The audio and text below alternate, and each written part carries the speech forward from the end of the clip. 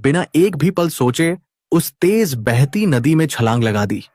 पानी की एक जोरदार आवाज आई और उसका शरीर उन खौफनाक लहरों में समा गया।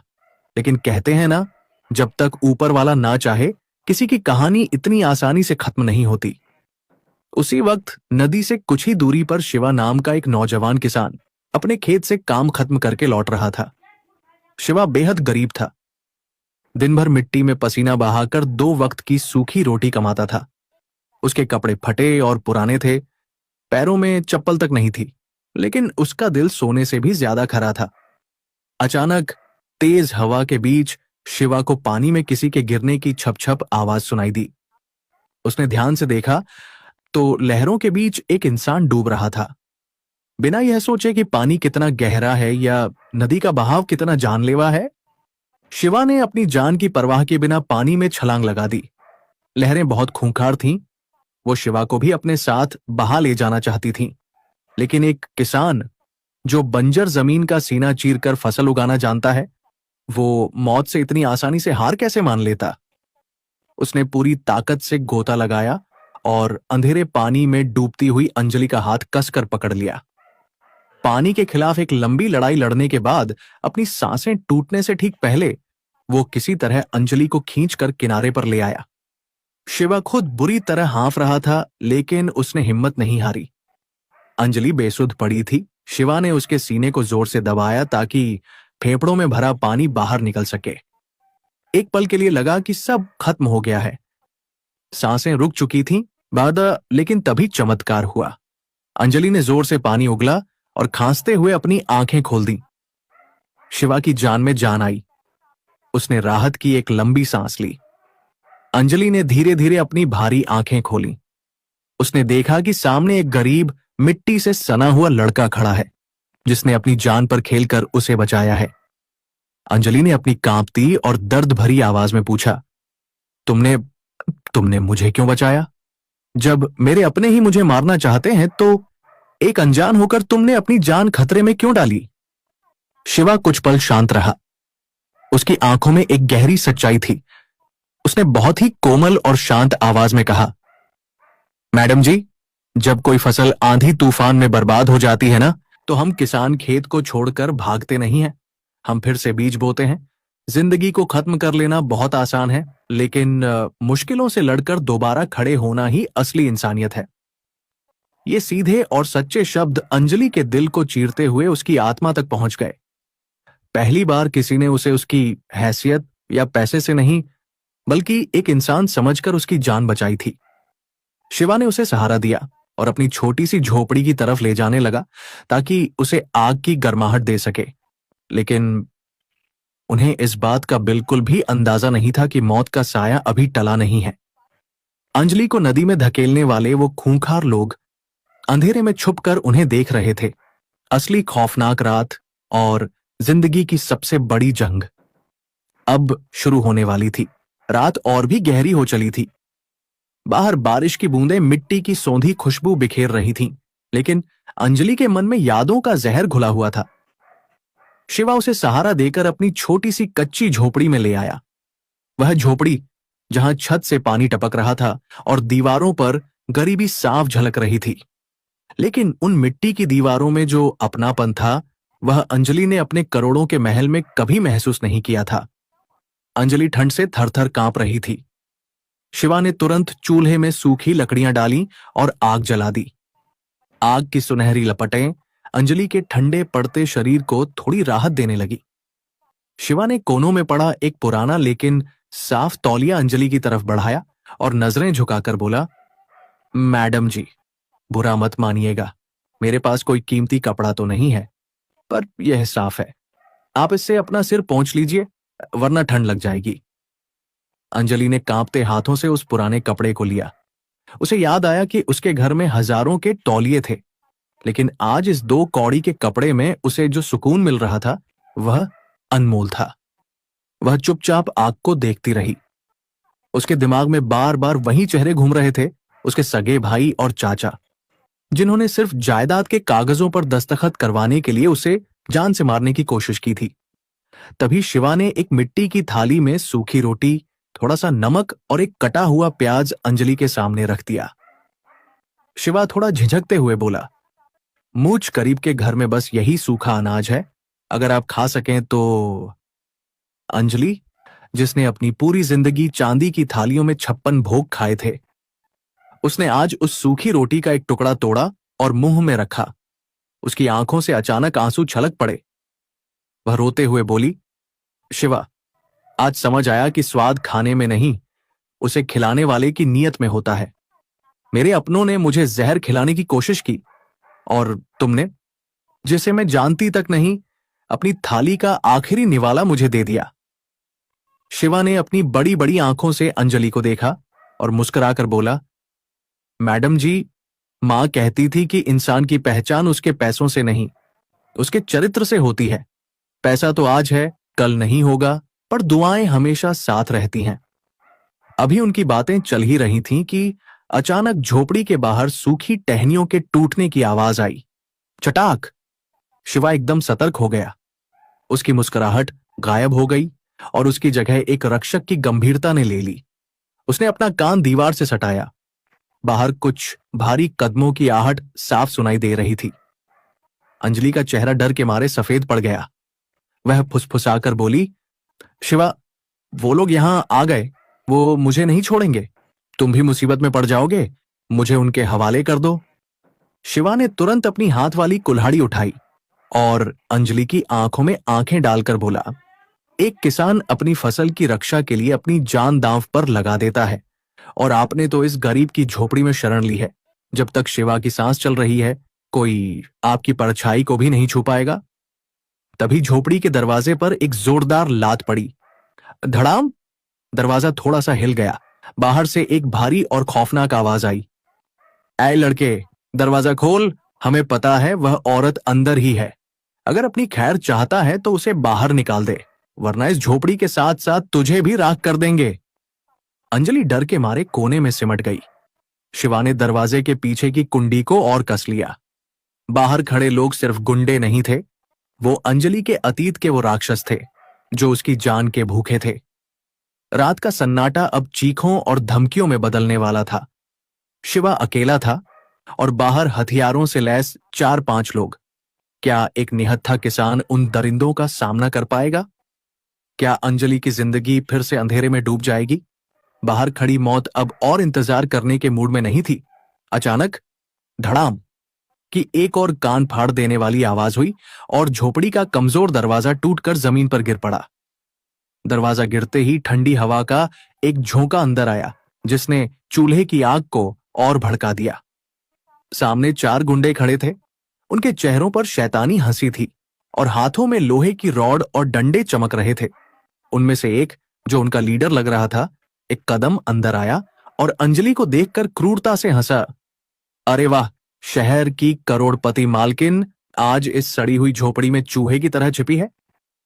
चल, चुपचाप हमारे साथ चल, तेरे चाचा जी कागज लेकर तेरा इंतजार कर रहे हैं। अंजलि डर के मारे कांपने लगी, लेकिन तभी शिवा एक चट्टान की तरह अंजलि और उन गुंडों के बीच आकर खड़ा हो गया। उसके एक हाथ में लकड़ी काटने वाली कुल्हाड़ी थी और आंखों में बिना किसी डर की एक तेज चमक। पीछे हट जाओ। शिवा की आवाज में कोई घबराहट नहीं थी, बल्कि एक ऐसी दहाड़ थी जिसने गुंडों को भी एक पल के लिए चौंका दिया। जब तक मेरे शरीर में खून की आखिरी बूंद बाकी है, तुम लोग इस चौखट के पार नहीं आ सकते। गुंडों का लीडर जोर से हंसा।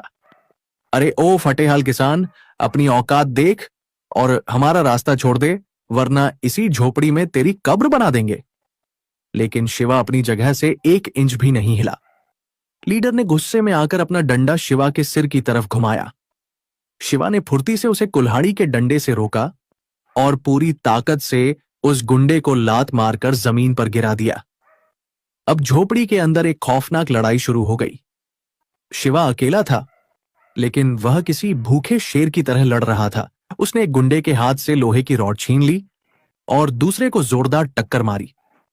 अंजलि एक कोने में सिकुड़ी हुई यह सब देख रही थी।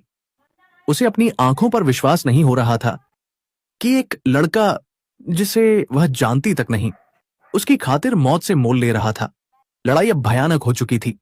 तभी पीछे से एक गुंडे ने शिवा की पीठ पर लोहे की रॉड से जोरदार वार किया। खट ठट ठट। शिवा लड़खड़ाकर घुटनों के बल जमीन पर गिर पड़ा। उसके सिर से खून बहने लगा और चेहरे पर दर्द छा गया। शिवा! अंजलि चीख पड़ी। वह उसकी तरफ भागना चाहती थी, लेकिन डर ने उसके कदम रोक रखे थे। गुंडे ने हंसते हुए रॉड को फिर से उठाया ताकि शिवा का खेल खत्म कर सके। लेकिन एक किसान का शरीर भले ही थक जाए, उसकी हिम्मत कभी नहीं टूटती। शिवा ने जमीन से थोड़ी सी राख और लाल मिर्च का डिब्बा उठाया और पूरी ताकत से गुंडों की आंखों में फेंक दिया। हा, मेरी आंखें! गुंडे दर्द से चीखने लगे और अपनी आंखें मलने लगे। यही वह मौका था। शिवा दर्द से कराहते हुए खड़ा हुआ। उसने अंजलि का हाथ कसकर पकड़ा और चिल्लाया, भागो मैडम जी, पीछे वाले रास्ते से। दोनों ने झोपड़ी के पीछे का कच्चा दरवाजा खोला और वे बाहर निकल गए। बाहर मूसलाधार बारिश शुरू हो चुकी थी। खेतों की मिट्टी कीचड़ बन चुकी थी। अंजलि के पैरों में चप्पल नहीं थी, कांटे चुभ रहे थे, लेकिन शिवा ने उसका हाथ इतनी मजबूती से पकड़ा हुआ था कि उसे रुकने नहीं दिया। भागते भागते अंजलि की सांसें फूलने लगीं। वह कीचड़ में फिसलकर गिर पड़ी। शिवा ने तुरंत उसे उठाया। अंजलि रोते हुए बोली, शिवा, मुझे छोड़ दो। तुम्हारे सिर से बहुत खून बह रहा है। मेरी वजह से तुम मारे जाओगे। शिवा ने अपनी खून से सनी शर्ट फाड़कर अपने सिर पर बांधी और एक हल्की सी मुस्कान के साथ बोला, जान तो एक दिन वैसे भी जानी है मैडम जी, लेकिन अगर आज आपको कुछ हो गया तो यह शिवा जीते जी मर जाएगा। चलिए, हिम्मत मत हारिए। अंजलि को पहली बार एहसास हुआ कि असली अमीरी बैंक बैलेंस में नहीं, बल्कि ऐसे इंसान के दिल में होती है। दोनों भागते हुए जंगल के बीचों बीच बने एक बहुत पुराने और खंडहर हो चुके शिव मंदिर में पहुंचे। उन्होंने मंदिर का भारी दरवाजा अंदर से बंद कर लिया। शिवा पूरी तरह निढाल होकर जमीन पर गिर पड़ा। उसका खून तेजी से बह रहा था। अंजलि उसके पास बैठी और फूट फूट कर रोने लगी। लेकिन उनकी मुसीबतें अभी खत्म नहीं हुई थीं। तभी बाहर से कुत्तों के भौंकने और जीप के इंजन की तेज आवाज आने लगी। गुंडों ने उनका पीछा करते हुए मंदिर तक का रास्ता खोज लिया था। मंदिर के अंदर घुप अंधेरा था। सिर्फ जब आसमान में बिजली चमकती तो मंदिर के बीचों बीच रखी भगवान शिव की सदियों पुरानी मूर्ति दिखाई दे जाती। शिवा जमीन पर निढाल लेटा हुआ था। उसकी सांसें बहुत भारी चल रही थीं और सिर से खून लगातार बह रहा था। अंजलि, जिसने अपनी जिंदगी में कभी किसी के सामने सिर नहीं झुकाया था, आज शिवा के पैरों के पास घुटनों के बल बैठी फूट फूट कर रो रही थी। उसने बिना एक पल सोचे अपनी लाखों रुपए की डिजाइनर साड़ी का पल्लू फाड़ा और शिवा के गहरे घाव पर कसकर बांध दिया ताकि खून रुक सके। उसे अपनी महंगी साड़ी के फटने का कोई अफसोस नहीं था, क्योंकि आज उसे कपड़ों से ज्यादा एक इंसान की कीमत समझ आ रही थी। शिवा, अपनी आंखें खुली रखना, तुम्हें कुछ नहीं होगा। अंजलि की आवाज दर्द और डर से कांप रही थी। शिवा ने बहुत मुश्किल से अपनी भारी आंखें खोली और एक फीकी सी मुस्कान के साथ कहा, मैडम जी, आप रो क्यों रही हैं? मेरे जैसे एक अनाथ और गरीब किसान की जान की कोई कीमत नहीं होती। दुनिया में मेरे आगे पीछे कोई रोने वाला नहीं है, लेकिन आपको जिंदा रहना है उन जालिम लोगों को हराने के लिए। यह सुनकर अंजलि के दिल के जैसे टुकड़े हो गए। उसने शिवा का खुरदुरा और मिट्टी से सना हाथ अपने हाथों में ले लिया। उसके गर्म आंसू शिवा के हाथों पर गिर रहे थे। नहीं शिवा, मत कहो ऐसा। मेरी करोड़ों की दौलत, मेरे महलों से कहीं ज्यादा कीमती तुम्हारी यह सांसें हैं। मैंने दौलत के पीछे भागकर पूरी जिंदगी बर्बाद कर दी। उन लोगों को अपना माना जो सिर्फ मेरे पैसों से प्यार करते थे। पर आज तुमने मुझे सिखाया कि असली दौलत बैंक बैलेंस नहीं, बल्कि प्यार, दया और इंसानियत है। तुमने मेरे लिए मौत चुनी, अब मैं तुम्हें कुछ नहीं होने दूंगी। अचानक धड़ाम, मंदिर के भारी और पुराने लकड़ी के दरवाजे पर एक जोरदार टक्कर लगी। बाहर से कुत्तों के भौंकने और उन गुंडों के चिल्लाने की आवाजें अब बिल्कुल दरवाजे के पास आ चुकी थीं। खोल दरवाजा, आज भगवान भी तुम्हें नहीं बचा सकता। गुंडों का लीडर दरवाजे पर जोर जोर से लाते मारते हुए चिल्ला रहा था। अंजलि का दिल सीने से बाहर आने को हो रहा था, लेकिन इस बार उसके अंदर डर नहीं था।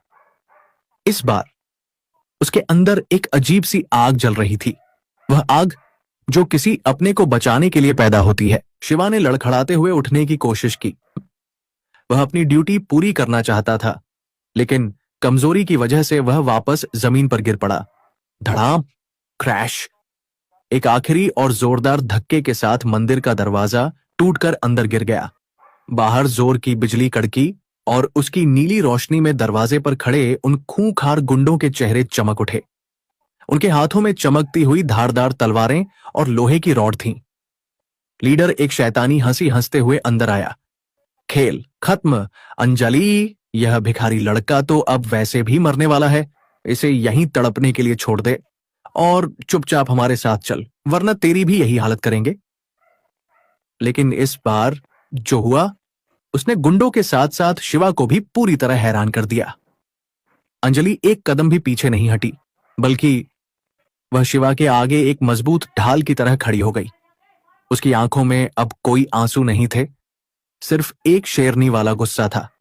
एक करोड़पति औरत जो हमेशा अपनी हिफाजत के लिए हथियारबंद गार्ड्स रखती थी, आज एक गरीब लड़के की जान बचाने के लिए मौत के सामने सीना तान कर खड़ी थी। अंजलि ने पास ही रखा भगवान शिव का एक भारी पीतल का त्रिशूल उठा लिया और दहाड़ते हुए बोली, अगर मेरे शिवा को एक खरोंच भी लगाई तो याद रखना, मैं तुम्हारी जान ले लूंगी। दौलत के लालच में तुमने मुझे धोखा दिया, मैंने सह लिया, लेकिन इस सच्चे इंसान पर हाथ उठाने की तुम्हारी औकात नहीं है। गुंडे एक पल के लिए इस औरत का रौद्र रूप देखकर सहम गए, लेकिन फिर लीडर ने गुस्से में अपनी तलवार हवा में उठाई और अंजलि की तरफ दौड़ा। मौत बस एक कदम दूर थी, तलवार हवा में लहरा चुकी थी। क्या अंजलि खुद को और शिवा को बचा पाएगी? तलवार हवा में लहराती हुई अंजलि की तरफ बढ़ी। मौत बस कुछ इंच दूर थी, लेकिन अंजलि के अंदर आज कोई खौफ नहीं था, बल्कि अपनों को बचाने वाली एक शेरनी सी हिम्मत थी। उसने अपनी पूरी ताकत लगाकर भगवान शिव का वह भारी पीतल का त्रिशूल उस तलवार से टकरा दिया। झन्नाक, एक तेज आवाज गूंजी और तलवार से चिंगारियां उड़ गईं। गुंडे का हाथ झटके से पीछे हो गया। वह हैरान रह गया कि एक नाजुक सी करोड़पति औरत में अचानक इतनी ताकत कहां से आ गई। यह ताकत दौलत की नहीं थी, यह उस सच्चे रिश्ते की ताकत थी जिसे अंजलि किसी भी कीमत पर मरने नहीं देना चाहती थी। गुंडे का लीडर गुस्से से तिलमिला उठा। तेरी इतनी हिम्मत! उसने गालियां देते हुए दोबारा वार करने के लिए हाथ उठाया, लेकिन इससे पहले कि उसकी तलवार नीचे आती, मंदिर के बाहर से एक कान फाड़ देने वाली आवाज गूंजी। पिंग्यूं, पिंग्यूं, पिंग्यूं। पुलिस का सायरन और उसके साथ ही सैकड़ों लोगों के दौड़ने की आहट। मंदिर के टूटे हुए दरवाजे पर अचानक कई टॉर्च की तेज रोशनियां चमक उठी। आसपास के गांव वाले हाथों में लाठियां और जलती हुई मशालें लिए पुलिस के साथ खड़े थे। दरअसल गांव वालों ने शिवा की झोपड़ी को टूटते और गुंडों को भागते देखा था। शिवा पूरे गांव का सबसे नेक और चहेता इंसान था, इसलिए पूरा गांव उसे बचाने के लिए उमड़ पड़ा था। हथियार नीचे फेंक दो, इंस्पेक्टर ने अपनी पिस्तौल तानते हुए दहाड़ लगाई। पुलिस और इतने सारे लोगों को देखकर गुंडों के पसीने छूट गए। उनके हाथों से हथियार जमीन पर गिर गए। पुलिस ने तुरंत आगे बढ़कर उन्हें हथकड़ियां पहना दी। जैसे ही खतरा टला, अंजलि के हाथों से त्रिशूल छूट गया। वह दौड़कर शिवा के पास घुटनों के बल बैठ गई। शिवा का बहुत खून बह चुका था और उसकी सांसें उखड़ रही थीं। शिवा ने अपनी कांपती हुई उंगलियों से अंजलि के आंसू पोंछे और बहुत ही धीमी, टूटती हुई आवाज में कहा, कहा था ना मैडम जी, जब तक यह शिवा जिंदा है आप पर कोई आंच नहीं आने देगा। इतना कहते ही शिवा की आंखें बंद हो गईं और उसका हाथ नीचे गिर पड़ा। शिवा, नहीं, आंखें खोलो शिवा। अंजलि की तड़पती हुई चीख से पूरा मंदिर गूंज उठा। वक्त का पहिया घूमा। कुछ दिन बीत गए। शहर के सबसे बड़े अस्पताल के एक शांत कमरे में शिवा ने धीरे धीरे अपनी आंखें खोली। उसे लगा जैसे वह कोई सपना देख रहा है, लेकिन तभी उसे अपने हाथों पर किसी के गर्म आंसुओं के गिरने का एहसास हुआ। उसने मुड़कर देखा, पास ही अंजलि बैठी थी, लेकिन यह वह घमंडी और सोने हीरों से लदी अंजलि नहीं थी। उसने एक बहुत ही साधारण सा सूती कपड़ा पहना हुआ था। चेहरे पर कोई बनावट नहीं थी, लेकिन आज वह दुनिया की सबसे खूबसूरत औरत लग रही थी। तुम बच गए शिवा। अंजलि रोते हुए मुस्कुराई।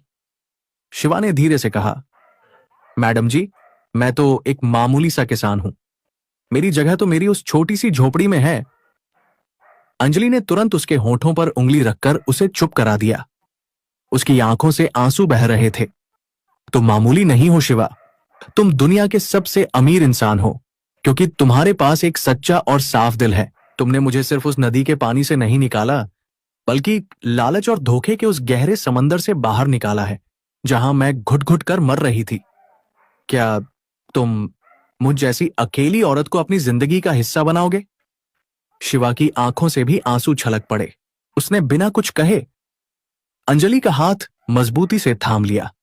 समाज के तानों और दुनिया की परवाह किए बिना एक करोड़पति महिला ने एक गरीब किसान से शादी कर ली। नहीं बाबूजी, नहीं, मेरे पैर मत छुएं। मैं पापी हूँ बहू, मैं इस लायक नहीं हूँ। सजा आपको आपका अहंकार पहले ही दे चुका है बाबूजी। आपने मेरा सबसे बड़ा साथ दिया राहुल जी। उस अंधेरी रात में जब मैं घर से निकली थी, आपका वो साथ ही मेरे लिए बहुत था। बाबूजी, क्या आप खुद मेरा स्वागत करेंगे आज? और आज तूने मेरे माथे का सारा कलंक धो दिया। अब मुझे चैन से मर जाने दे।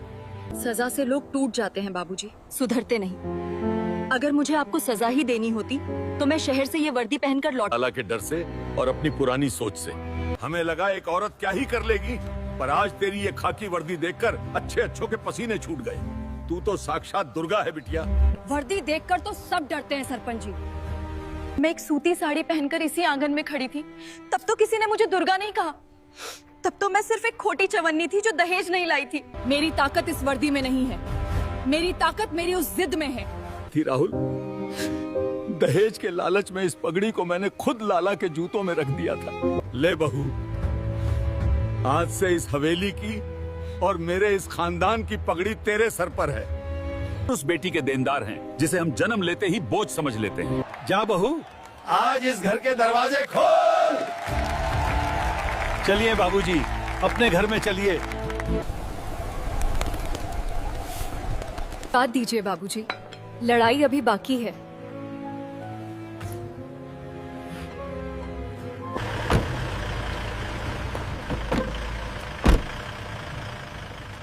इसमें तो जिले के कई सफेद पोश नेताओं का पैसा लगा है। ये विधायक प्रताप सिंह का नाम यहाँ क्या कर रहा है? ओए संतरी, मुझे एक बार विधायक जी से फोन पे बात करने दे। मैं इस थाने को बिकवा दूंगा। मुझे यहाँ मच्छरों के की बेटी की शादी के दिन उस नई एसपी की इतनी हिम्मत। लाला रतन लाल मेरा आदमी है, उसे अभी बाइज्जत छोड़ दो।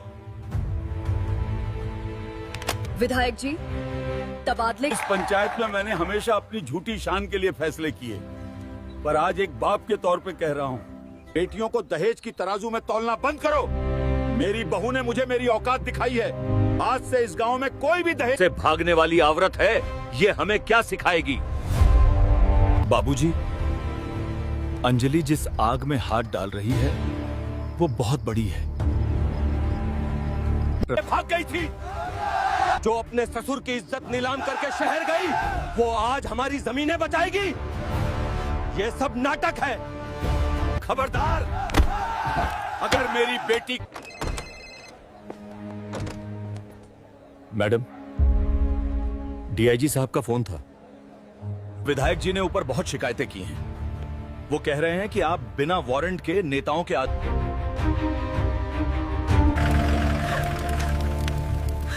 रो मत भाई, ये आग सिर्फ तेरी झोपड़ी में नहीं लगी। प्रताप सिंह ने अपनी तबाही की आग खुद। तुम्हारी नौकरी जा सकती है। सर, इस फाइल में सबूत हैं कि विधायक ने कितनी जमीनें हड़पी हैं और कल रात उसने एक गरीब का घर जलाया है। अब विधायक प्रताप सिंह तो करना पड़ेगा। इस 2 कौड़ी की पुलिस वाली की इतनी हिम्मत। मेरे आदमियों से कहो कि दरवाजा न खोलें। अगर पुलिस अंदर घुसी तो गोलियां। धर्मशाला नहीं, वापस लौट जाओ, वरना वर्दी खून से लाल हो जाएगी।